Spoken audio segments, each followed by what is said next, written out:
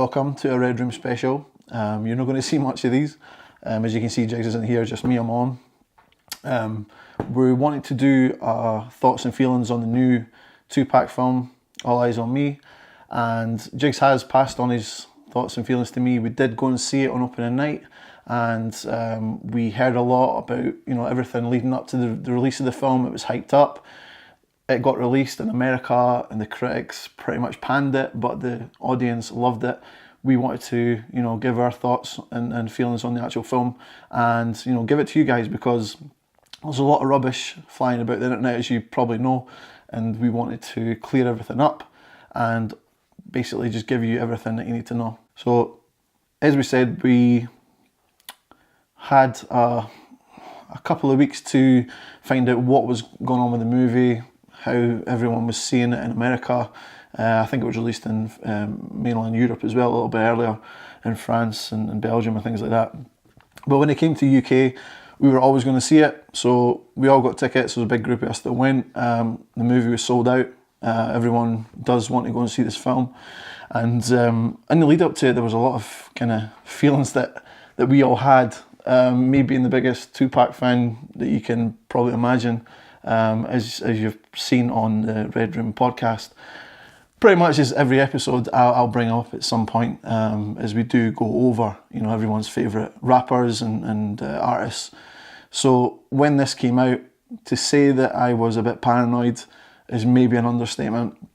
This is the biggest rapper of all time, and there's a movie being made about his life. And as we'll go into it, a bit more of the actual review itself, you could have made 2 or 3 films out of this. You could have made it in 3 sections. So they did try and fit a lot into this film. There is plus side and negative side to both of them, but we'll go through everything. We went in and sat down, obviously scared straight away about everything. The opening of the film, all I can describe as is absolutely terrible. The very beginning, the lead up to when he was mum was in the Black Panthers, and when she was pregnant with Tupac, that was all really rushed. It jumped everywhere. It jumped years to when he was, like, say, 9-year-old, to when he was a teenager in Baltimore, to when he joined the Baltimore School of Arts. That section, the opening maybe half hour or so, it was a complete mess. And you can tell that this will become a theme to this film as we go, that the editing on this film is absolutely shocking. So the lead up to him moving over to Oakland, everything like that was complete garbage. The opening scene when he was in the prison getting interviewed, now I don't know in what order this was shot, but I kind of got the feeling that those scenes were done first. Demetrius, he done an amazing job, let's just say that. We'll go into that as the video goes on. But that particular section, it seemed a bit nervous. I don't know if that was part of the character, he was in jail, so he was a bit more subdued. But when you actually watch the interview from jail compared to what we've seen in the film, it's completely different. I don't know if that was just maybe nerves on Demetrius's part, or it was absolutely necessary for the character. We get everything in the prison. We get the lead up, his childhood. One of the guys from The Wire was Mutulu Shakur. I don't know his name, but he was okay as well. The film started for me when he got signed. So when he went to the label, he went to Interscope, and that was when the first laugh came, when he met one of the A&R's daughters. For me, that's when the actual film started. So we get an actual cohesive story there. We were still doing the flashbacks from the prison scene, but it seemed to get closer together. There was no more jumps everywhere. It started to come together when he joined, Digital Underground and everything. That was all good.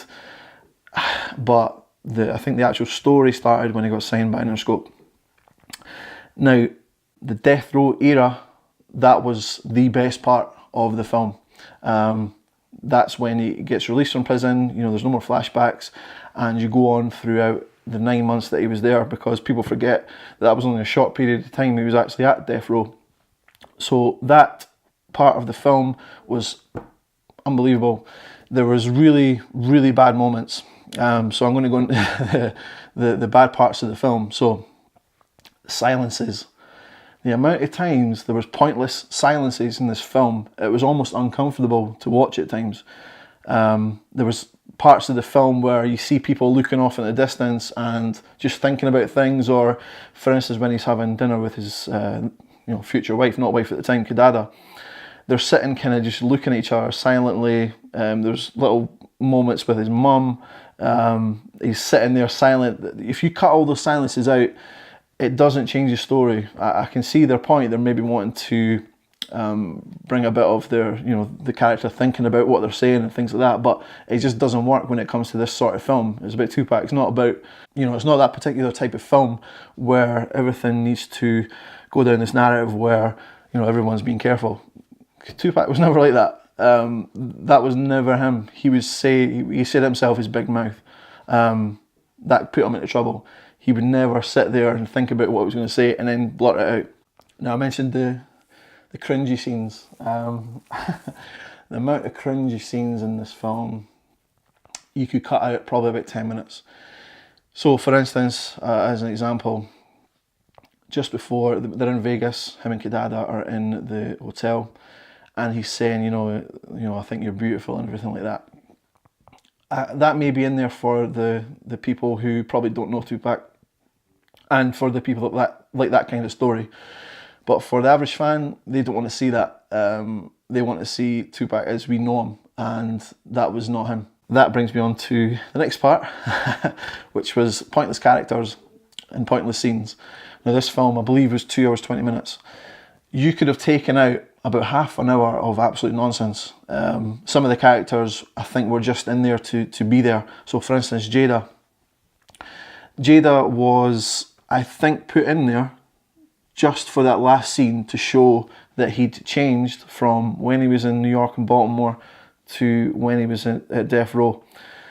Everything before that, reading the poem to her and things like that, we did get Jada saying that this didn't happen.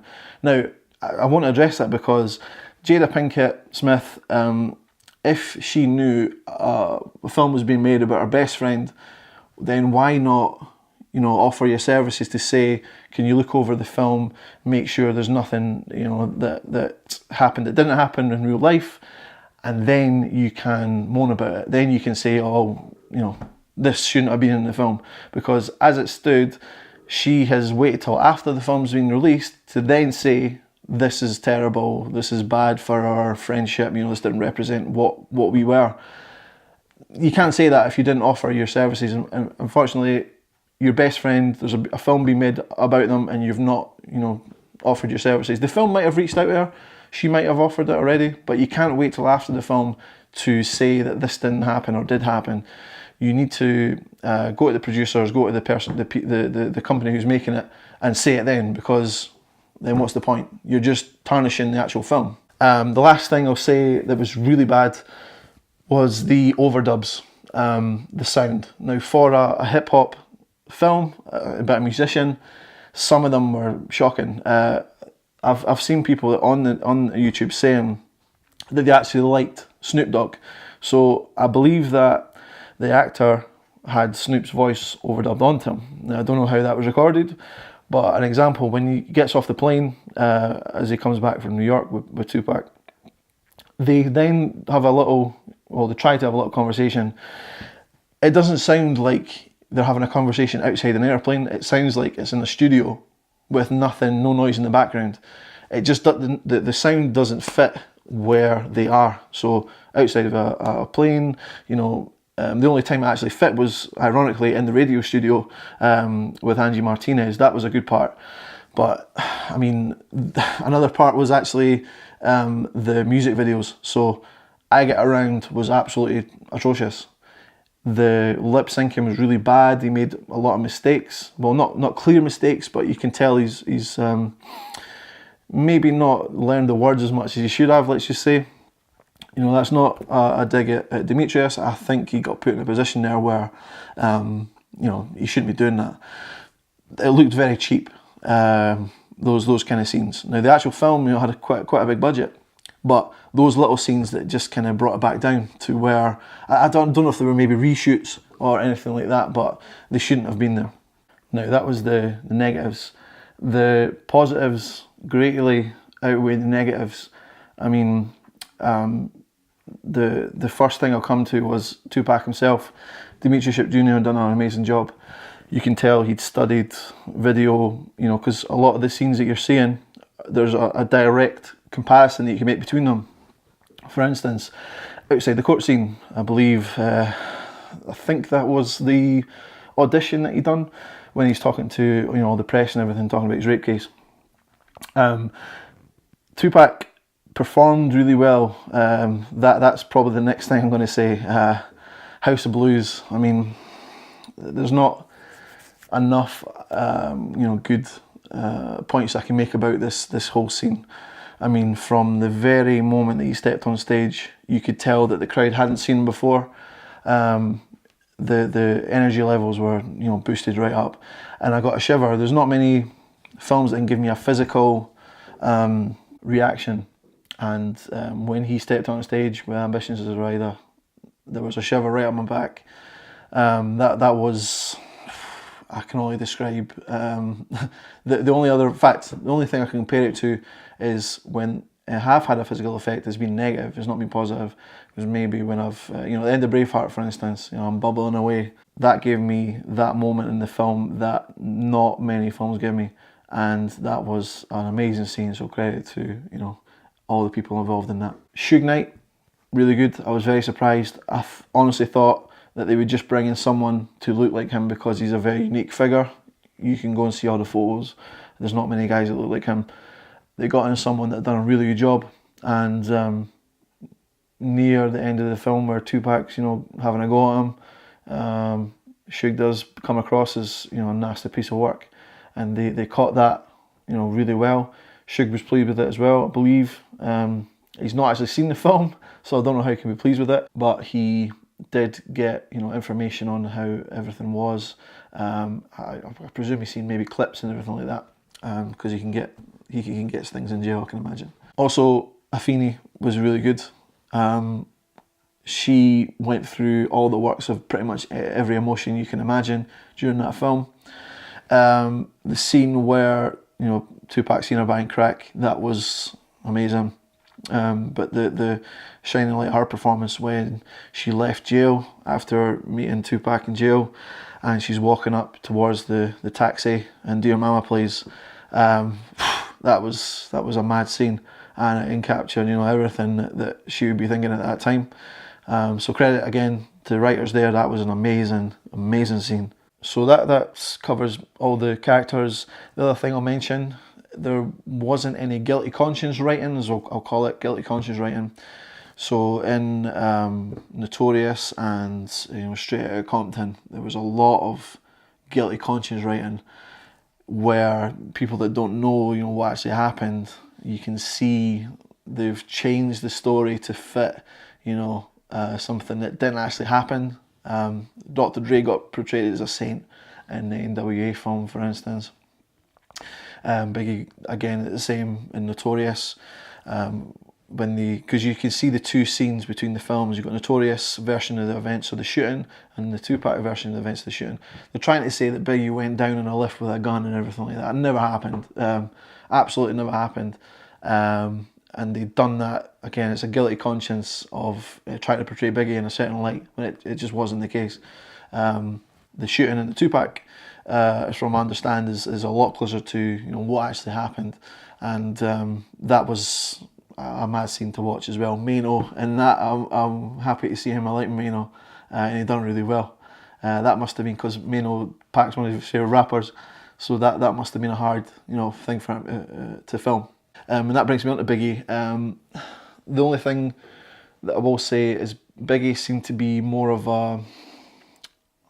Biggie was a big part in Tupac's story, and Biggie didn't say a lot in this film, if we're being honest. He would always be listening to what Tupac had to say. he performs. You know, he done Party and Bullshit, that was good. And you know, the shooting scene, there was a lot of reaction there, that was good. But in terms of him putting across his point and everything, his side of the story, it just wasn't really there. That again, that might be a story driven thing, but you've got to see two sides of the story for me. And I didn't get that much from Biggie. Kudos to Biggie, the actor, coming in and doing that a second time. I think that's him totally typecast now. Any other films, he's just going to get the call. Another thing that was really good, they captured the feeling at the time well. Now, I was really young at the time. You know, I was only like 10 years old. And that whole moment when he gets out of jail and he gets on the plane and goes to death row and goes into the studio and records all the songs that you're hearing, that little section was shot really well. You go from one studio to the other, and Death Row, from what I understand, was that at the time. You know, everyone had the different studios. All the music was playing. He would just literally dart between them to create that album. And that album does reflect that, All Eyez on Me, the sound of it. And what they captured in the film absolutely does do that justice. And the guys that I was with did comment on that part as well. And going from that as well, Jigs specifically wanted to mention Daz looked like Daz a lot. Like Pac looked like Pac, but Daz looked like a younger version of Daz. That was insane, how they did that. And you know, Jigs specifically wanted to mention that because that was really good. So overall, you've got to say it's a good movie that could have been a really, really good movie. There's not many films that you can say, take all this rubbish out and it'll make it better. Usually you have to add certain things, or, you know, bring in different actors to do different parts. But literally, you take out some of the nonsense, you get a really good cohesive story. The scene where Afeni goes to visit Pac in the Gridlock set, that doesn't need to be there. Kadada Jones, at all, it just doesn't need to be there. She was maybe needed in the last part. They probably think they need to introduce her to create an emotional kind of effect. You know, that there's a scene at the end where Pac's about to leave and you know what's going to happen, you know he's going to die. And he's looking back at the hotel room. Kadada's at the other side of the door, you know, wanting to open the door to get him to come back. That was set up just for that scene. Was it worth it? Absolutely not. It added too much time onto the film. And to be honest, it didn't, you know, create the effect that it was supposed to. And another thing I'll say is, this is why you don't listen to the actual film critics, professional film critics. The amount of nonsense that this film got, the people that were, you know, critiquing this film have no clue about Tupac, no clue about the story, no clue about the music. Look at everyone, go to Rotten Tomatoes, look at all the people who reviewed this film. They've no idea what they're talking about. This does affect the box office. To think that the film has made its money back and more already, and it's only been out a couple of weeks, and it had so much negative critic press that it's absolutely insane. The people that are going to see it like the film, I think it's in between 65 70, so maybe a 7 out of 10. That's perfect for this story. It's not a 3, it's not a 2 or 3, 4 or 5, 6. You know, it's not. The people that are going to see it are actually enjoying it. There are certain negative bits, but that happens in every film. So definitely go and support this film. Do not, you know, let critics put you off. Another example, I've seen Batman vs Superman. The critics absolutely destroyed that. It wasn't the best film in the world, but I liked it, I enjoyed it. There's many, many films that you could probably think of yourself that you can go on to Google, go on to Rotten Tomatoes, find out the score, and you're like, why is it like that? If you're interested in the story, go and see it, you will definitely like it. Because the amount of lies that have been told about this film does affect, you know, the money that this makes at the other end. People releasing stories about, he took a photo of, you know, Faith and Tupac with an iPhone. It never happened. And that turned into this big thing on the internet, and it's a joke, we understand that. But most people don't think that that's a joke, they actually think that that did happen. That he didn't bring out a fidget spinner, he didn't bring out a camera, you know, all this nonsense. He didn't like his Instagram photo. That was funny at the time, don't get me wrong, but that did not happen. I can only stress that enough. So that does affect the box office at the end of the day, whether we like it or not. Those little things does have that domino effect that stop people going to see this film, and hopefully this doesn't, you know, affect it in the long run. But people are going to see it. People are enjoying the film. I say it's made its money back, and I don't know how much it's going to make at the end of the day. But the Blu-ray should hopefully come out with like a director's cut. Maybe it's re-edited, or any talented people out there that can edit films, re-edit films, should get all that footage and do it justice and release it. That's probably my kind of most important message from that. Anyone that's talented enough to do that, please get the footage if you can, and do a re-edit and release that when it comes out on Blu-ray. So that's All Eyez on Me. We, you know, me and Jigs, we are massive Tupac fans. We've had guests on that have been massive Pac fans. You know, this is a moment for us. This is a massive moment, and we were going to be considered the worst critics because we knew about the story and we know how it should be. It didn't tick all those boxes, but it ticks the majority of them. So don't listen to the nonsense online. Go and get it.